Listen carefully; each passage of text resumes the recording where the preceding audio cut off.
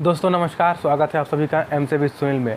आज हम देखेंगे नंबर सिस्टम सीरीज़ के अंतर्गत कुछ प्रश्न। तो देखिए, हमारा आज का पहला प्रश्न है, एक व्यक्ति के पास कुछ मुर्गियां तथा कुछ गायें हैं। यदि इनके सिरों की संख्या 48 तथा पैरों की संख्या 140 हो तो मुर्गियों की संख्या कितनी होगी। चलिए सॉल्व करते हैं दोस्तों इस क्वेश्चन को। देखिए, हमें इसमें दो जीवों के बारे में बताया गया है दोस्तों। पहला है मुर्गियों के बारे में बात किया गया है, दूसरा है गाय। ठीक है, तो हम मुर्गी को मान लेते हैं दोस्तों x। हम मुर्गी को x मान लेते हैं और जो गाय हैं उसको हम y मान लेते हैं। ठीक है, अब देखिए क्या कहा गया है हमारे प्रश्न में। इसमें कहा गया है कि इनके अर्थात इन दोनों के, ठीक है, इन दोनों के सिरों की संख्या, इन दोनों की कुल मिलाकर सिरों की संख्या कितनी है, वो है 48 अर्थात 48 है दोस्तों। ठीक है, तो अगर हम मुर्गी के सिर की बात करें तो मुर्गे के कितने सिर होते हैं, ऑब्वियसली एक ही होता है। ठीक है, ठीक उसी प्रकार से गाय के भी एक ही सिर होते हैं, है ना। तो देखिए, चूँकि एक सिर होते हैं दोनों के, तो हम अगर बात करें इसको इक्वेशन के फॉर्म में तो ये इस तरीके से होगा कि देखिए, मुर्गा है या मुर्गी को हमने x माना है। ठीक है, मुर्गी को हमने x माना है। इसके सिर कितने होते हैं, एक, तो इसके आगे एक लिख दीजिए दोस्तों। ठीक है, अब देखिए गाय कितने हैं, गाय को हम y माने हैं। ठीक है, गाय को हमने माना है y। इसके कितने सिर होते हैं, इसके भी एक होते हैं। ठीक, अब यहाँ पर देखिए टोटल सिरों की संख्या दिया गया है 48, टोटल है 48, तो हमको इसको जोड़ना पड़ेगा, तब तो ये 48 होगा, दोनों मिल करके, दोनों जोड़ करके, है ना। तो देखिए क्या हो जाएगा, 1x + 1y बराबर 48। ठीक है, 1x + 1y = 48। इसको हम x + y भी लिख सकते हैं, इसी को = 48। ठीक है, इसको हम x + y भी लिख सकते हैं, क्योंकि अगर यहाँ पर कुछ नहीं है मतलब उसके सामने में एक है, ये मान के हम चलते हैं दोस्तों, ये मैथ्स में होता है। ठीक, तो देखिए हमारा समीकरण एक मान लीजिए, इक्वेशन पहला हमारा ये हो गया। ठीक, अब देखिए हमारे प्रश्न में आगे कहा गया है कि पैरों की संख्या 140 हो, तो पैरों की संख्या दोनों की बात हो रही है ना। इसमें मुर्गे भी शामिल है और गाय भी शामिल है, दोनों के कुल पैरों की संख्या कितनी है, वो है 140 है दोस्तों। ठीक, अब इसको हम इक्वेशन के फॉर्म में हम लिखेंगे। तो आप जानते हैं कि अगर हम मुर्गी की बात करें तो उसके कितने पैर होते हैं, उसके 2 पैर होते हैं। ठीक, और अगर गाय की बात करें तो इसके 4 पैर होते हैं दोस्तों। ठीक है, तो इसको हम इक्वेशन के फॉर्म में चलिए लिखते हैं। तो देखिए पहले हम मुर्गी का लिखेंगे, तो मुर्गी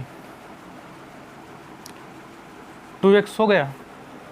देखिए x फॉर मुर्गी। ठीक है, मुर्गी को हमने x माने और इसके कितने पैर होते हैं, इसके 2 पैर होते हैं, इसलिए हमने आगे में 2 लिख दिया।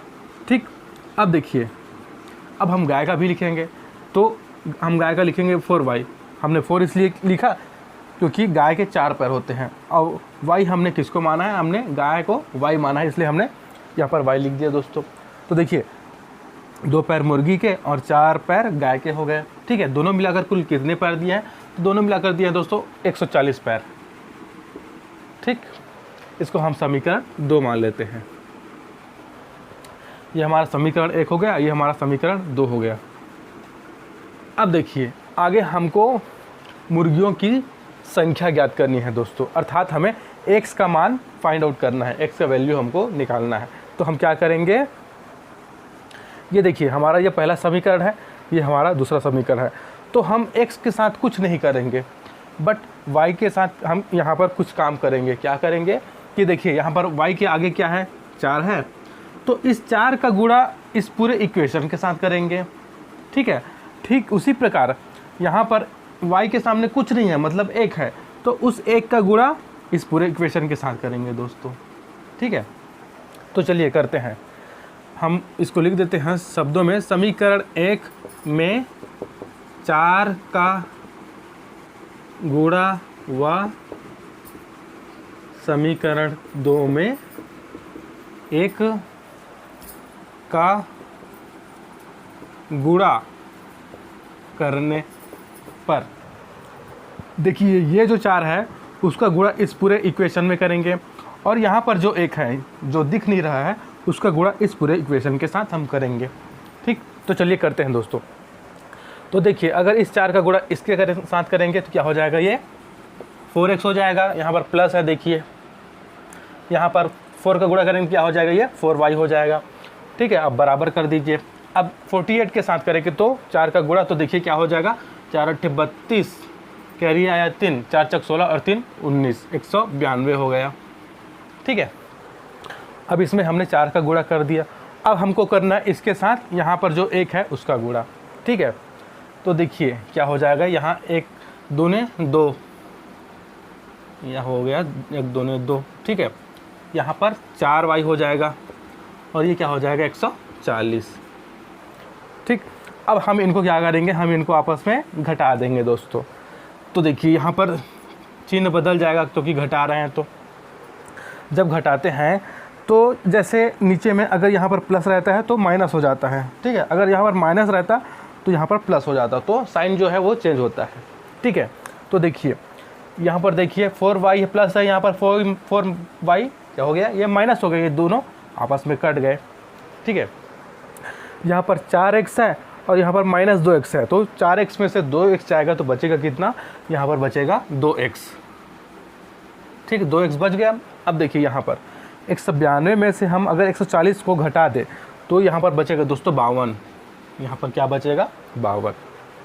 ठीक है, तो हमको अब x का वैल्यू निकालना है। तो देखिए यहाँ पर दिया है 2x बराबर 52, हमको x का निकालना है तो क्या करेंगे, 52 इधर है, बटे में इस 2 को ले आएंगे। अब इसको सॉल्व करेंगे क्या हो जाएगा, हमें 26 मिल जाएगा दोस्तों x का वैल्यू। 52 में 2 से भाग देंगे तो हमें 26 प्राप्त होता है। ये हमारा x का वैल्यू निकल गया। x का वैल्यू अर्थात मुर्गियों की संख्या कितनी हो गई, तो मुर्गियों की संख्या हो गई दोस्तों, ये हो गई हमारी 26, संख्या बराबर 26। ठीक है, ये मुर्गियों की संख्या है। अगर हमें यहीं पर अगर गाय की संख्या भी पूछ लिया रहता तो हम क्या करते हैं, देखिए हमें मुर्गियों की संख्या अर्थात x की वैल्यू पता चल गई, तो अब x का वैल्यू हम समीकरण 1 में रख देंगे। देखिए समीकरण ये एक ये है, तो इसमें हम x का वैल्यू रख देते हैं। तो देखिए हमारा समीकरण x + y बराबर 48 है, इसमें x का मान हमने निकाला 26, तो 26 रख दीजिए और y को एज इट इज़ लिख दीजिए। अब क्या करेंगे, पक्षांतर कर देंगे तो ये उधर चले जाएगा। ठीक है, 26 जो है इधर आ जाएगा तो -26 हो जाएगा। यहाँ पर देखिए प्लस है, तो जब पक्षांतर होता है तो साइन चेंज होता है, इसलिए ये माइनस हो गया। अब देखिए हम 48 में से 26 घटा देते हैं तो देखिए कितना बच जाएगा, ये हमारा बच जाएगा दोस्तों 22, ये हमारा बच जाएगा 22, अर्थात y का वैल्यू कितना आ गया, ये आ गया 22। तो y अर्थात हमने किसको माना है, गाय, तो गायों की संख्या कितनी निकल गई, ये निकल गई दोस्तों 22। ठीक है, अगर ये पूछा गया होता गायों की संख्या तब हम इसको करते, बट हमें मुर्गियों तक ही निकालना था तो हम यहीं तक करेंगे। ठीक है, अगर गाय की संख्या पूछी जाए तो हम ये जो स्टेप्स हैं उनको करेंगे सॉल्व। ठीक है दोस्तों, चलिए बढ़ते हैं अगले प्रश्न पर। दोस्तों हमारा अगला प्रश्न है, एक व्यक्ति के पास कुछ बैल तथा बतख है, इनके पैरों की संख्या सिरों की कुल संख्या के दोगुने से 14 अधिक है, तो बैलों की संख्या कितनी है। इसमें हमको बैलों की संख्या फाइंड आउट करनी है दोस्तों। चलिए सॉल्व करते हैं इस क्वेश्चन को। तो देखिए इसमें दिया है बैल और बतख। ठीक है, बैल और बतख की बात हो रहा है, तो हम बैल को मान लेते हैं इसमें x। ठीक है, बैल को हमने इसमें x मान लिया और बतख को हम मान लेते हैं दोस्तों y। ठीक है, बतख को हम y ले लेते हैं। अब देखिए क्या बोला जा रहा है, इनके पैरों की संख्या इनके सिरों की कुल संख्या के दोगुने से 14 अधिक है। ठीक है, तो देखिए बैल और बतख, इनके पैरों की बात करते हैं तो बैल के कितने पैर होते हैं, बैल के होते हैं 4 पैर। ठीक है, तो पैर हम मान लेते हैं 4x हो जाएगा, बैल का 4 पैर होते हैं। अब बैल को हमने x माना है इसलिए इसको हमने लिख दिया 4x। ठीक, अगर बतख के पैर की बात करें तो बतख का पैर हो जाएगा दोस्तों 2y। क्यों, क्योंकि बतख के 2 पैर होते हैं और हमने y माना है बतख को, इसलिए हमने इसको लिख दिया 2y। ठीक ठीक। अब क्या बोला जा रहा है, पैरों की संख्या सिरों की कुल संख्या से। अब देखिए हमने पैरों की संख्या लिख ली है इन लोगों के इंडिविजुअली, ठीक है। अब सिरों की संख्या लिखते हैं, तो सिरों की संख्या आप जानते ही हैं, एक एक होते हैं दोनों के, ठीक है। तो सिरों की संख्या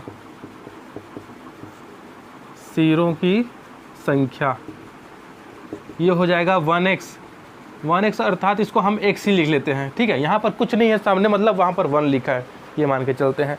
तो ये x हो गया, और ये है बैल के सिर की संख्या, और ये है सिर की संख्या किसकी है, ये बतख की है दोस्तों, ठीक है। 1x इसका भी हो जाएगा या 1y इसका भी हो जाएगा, ठीक है, क्योंकि एक एक है, ठीक। अब देखिए हम इसको इक्वेशन के फॉर्म में अब इसको हम जमाएंगे, सेट करेंगे दोस्तों। तो देखिए कैसे, तो बोला गया है कि इनके पैरों की संख्या, तो पैरों की संख्या अर्थात दोनों का मिला करके बोला जा रहा है। तो देखिए बैल के पैर कितने हैं, 4x हैं, और बतख के कितने पैर हैं, 2y हैं, दोनों को जोड़ दिए, ठीक है। अब ये जो है वो है सिरों की कुल संख्या। तो देखिए सिरों की कुल संख्या कितनी है, x + y है, ठीक है। ये x + y है, क्योंकि एक एक होते हैं, है ना। वो है दुगने से, इसके दुगने से 14 अधिक है, इसके दुगने से 14 अधिक है। ये इक्वेशन जम गया दोस्तों। इसमें बोला गया है कि जो पैरों की संख्या है वो सिरों की संख्या के दुगने से 14 अधिक है। तो दुगने से अधिक है 14, तो 14 इसमें जोड़ दीजिए, ठीक है। ये हमारा इक्वेशन तैयार हो गया। अब इस इक्वेशन को हम सॉल्व करेंगे। तो देखिए क्या हो जाएगा, 4x + 2y इधर हो गया। अब इस दो का मल्टीप्लिकेशन इस x और y के साथ, दोनों के साथ करेंगे, तो क्या हो जाएगा, ये 2x + 2y, ठीक है। अब यहाँ पर क्या है, 14 है, उसको लिख दीजिए। अब हम क्या करेंगे, x और y वाले जो टर्म हैं इनको हम पक्षांतर कर देंगे, इस ओर ले आएंगे, ठीक है।